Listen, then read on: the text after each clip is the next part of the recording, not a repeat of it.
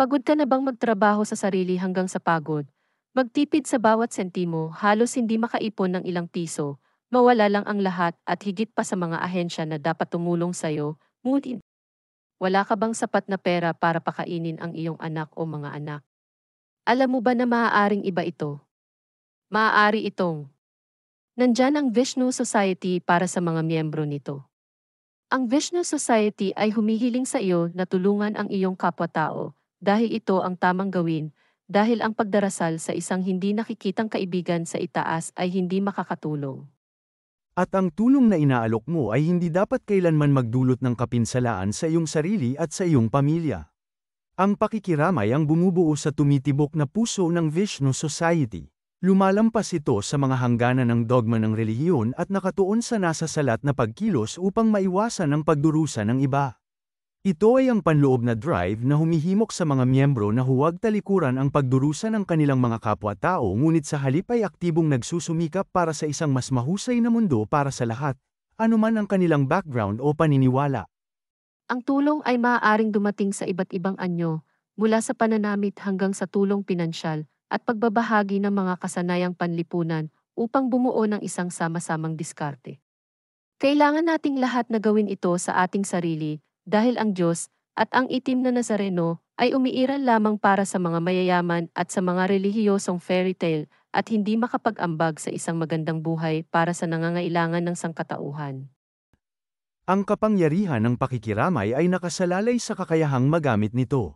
Maaari itong magpakita sa maliliit na pagkilos ng kabaitan, tulad ng pagbabahagi ng pagkain o pag-aalok ng pakikinig. Ngunit maaari rin itong magdulot ng mas malaking pagbabago sa pamamagitan ng sama-samang pagkilos at pagbibigay kapangyarihan. Hinihikayat ng Vishnu Society ang mga miyembro nito na kumilos mula sa isang lugar ng pakikiramay at pag-unawa, nagsusumikap para sa isang lipunan kung saan ang mga pangangailangan ng lahat ay kinikilala at natutugunan. Ang Vishnu Society ay nag-aalok ng emergency exit at wala nang hihigit pa sa'yo, kundi pakikiramay. Pagtulong sa ibang miyembro na tumatawag sa iyo. Pinapadali ang buhay ng bawat isa. Ang pakikiramay ang bumubuo sa pangunahing bahagi ng komunidad ng Vishnu Society. Pinag-iisa nito ang mga individual sa iisang pananaw ng pangangalaga at suporta, kung saan ang mga pasanin ay pinagsasaluhan, at ang kagalakan ay dumarami.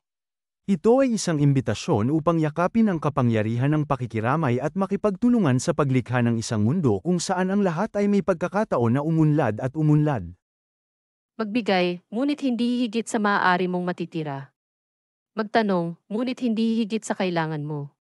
Ang Vishnu Society ay nag-iisip kasama ang anumang iharap mo dito, ay matalino at tapat, at palaging ginagawa ang lahat ng makakaya upang nariyan para sa iyo.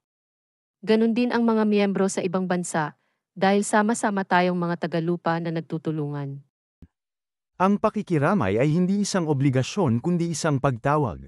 Ito ay nananawagan sa atin hindi lamang na ibigay ang maaari nating ilaan kundi tanggapin din ang ating kailangan.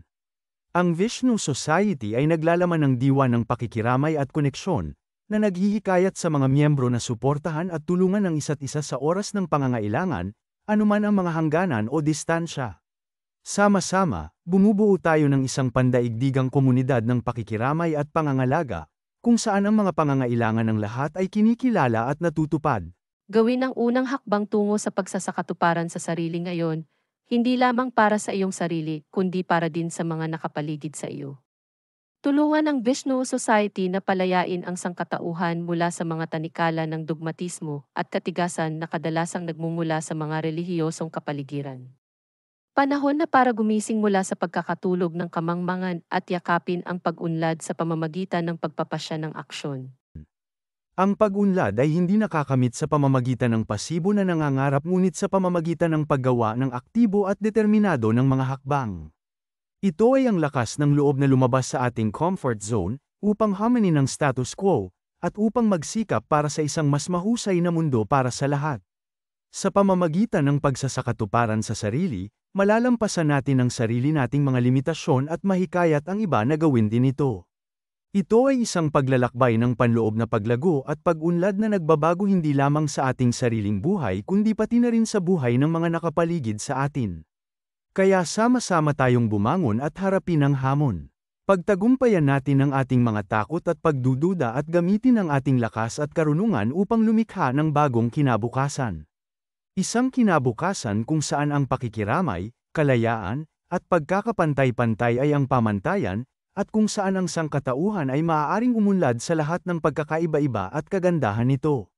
Huwag na tayong tumayo sa gilid bagkus ay sama-sama tayong humakbang tungo sa bagong bukang liwayway ng pagsasakatuparan sa sarili at kalayaan. Liwanagin natin ang mundo gamit ang kapangyarihan ng ating mga aksyon, ang init ng ating habag, at ang karunungan ng ating pangunawa.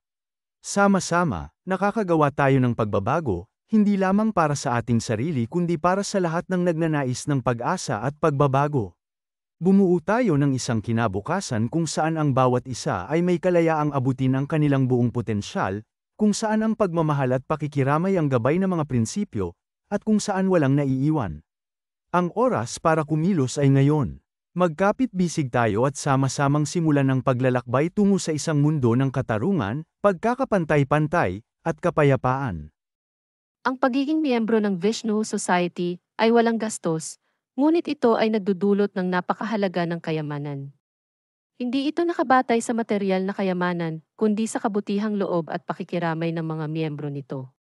Ang pagsali sa Vishnu Society ay nagbubukas ng pinto sa isang komunidad ng mga individual na magkakatulad na sumusuporta, nagbibigay inspirasyon, at nagpapalakas sa isa't isa. Hindi ito nangangailangan ng kontribusyon sa pananalapi, ngunit sa halip ay isang pangako na mag-ambag sa isang mundo ng pakikiramay, katarungan, at pagkakaisa. Bilang isang miyembro ng Vishnu Society, ikaw ay hindi lamang isang tatanggap ng suporta, kundi isang nagbibigay din nag-aambag kayo sa kapakanan ng iba sa pamamagitan ng pagpapakita ng pakikiramay at pagtulong sa isa't isa sa oras ng pangangailangan. Sama-sama, bumuo tayo ng isang makapangyarihang komunidad na maaaring magbago sa mundo, hindi sa pamamagitan ng mga dakilang salita o pangako, ngunit sa pamamagitan ng maliliit na pagkilos ng kabaitan at pagkabukas palad. Kaya't kung naghahanap ka ng isang paraan upang makabuluhang mag-ambag sa mundo sa paligid mo, isaalang-alang ang pagsali sa Vishnu Society.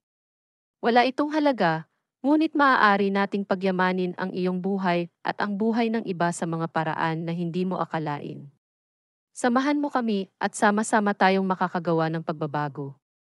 Magbasa pa tungkol sa Vishnu Society sa vishnu.nl o magpadala ng email sa miles_gabion12@yahoo.com +63 9750356719.